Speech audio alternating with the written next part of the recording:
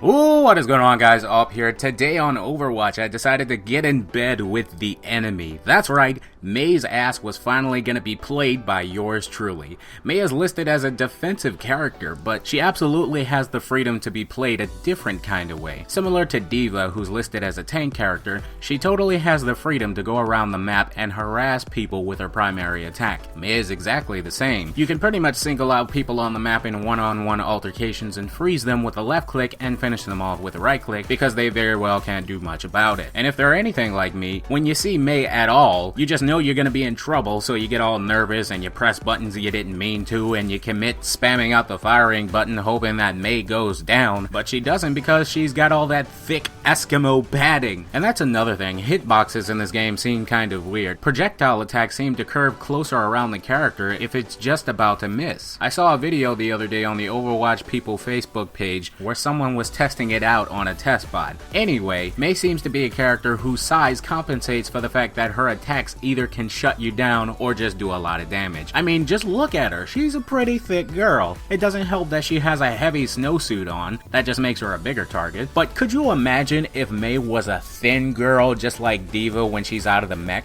Yeah, that would be insane. d.va's really small and squishy when she loses the mech, but she makes up for it with the fact that she's a harder target to hit. Mei cannot be that small, for the sake of mechanical issues as well as the psychological. When you see Mei from a distance, you can pretty much tell how many times you need to hit her because she's half the size of a tank with half the health, but can stop a tank all on her own in a one-on-one situation.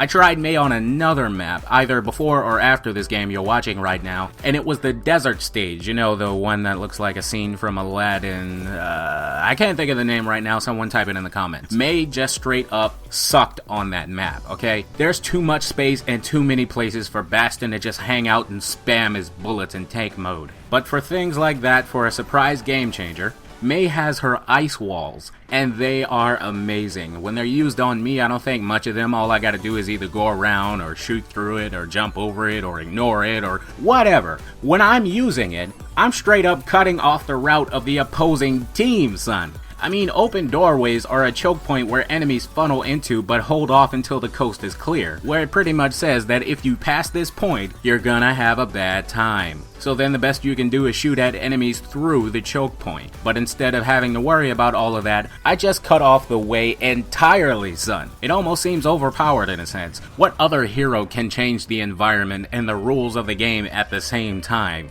Even though it's for a very short time, to cut people off from traversing the map means that you can get them to waste their time while you're defending a point. This other ability she's got, to freeze herself in place, that actually regenerates her health, and from what I can tell, it's impenetrable until her ice timer runs out. Her ice timer, like ice climber. Mei totally looks like an ice climber. It would be funny if she had a giant mallet for one of her highlight intros or emotes as a nod to one of the most annoying characters in Smash. In addition to the freezing people in place while dealing damage thing, you notice the gun she has also fires icicles, and they deal a lot of damage, which is why most players will freeze you first, then aim for your head, then right click for the kill. That's at least the strategy until you start putting up walls. And about the walls, I've noticed a couple of times while legitimately trying to cover my team with ice walls, I've stopped Junkrat's ultimate from getting out, I've stopped Reaper's ultimate from killing me, I've actually locked some of my team out of an area and essentially fed them to the wolves. It's not the easiest thing in the world to do.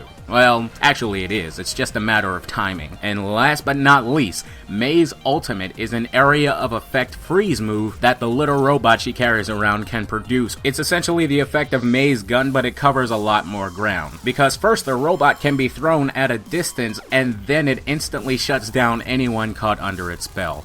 That's pretty sweet.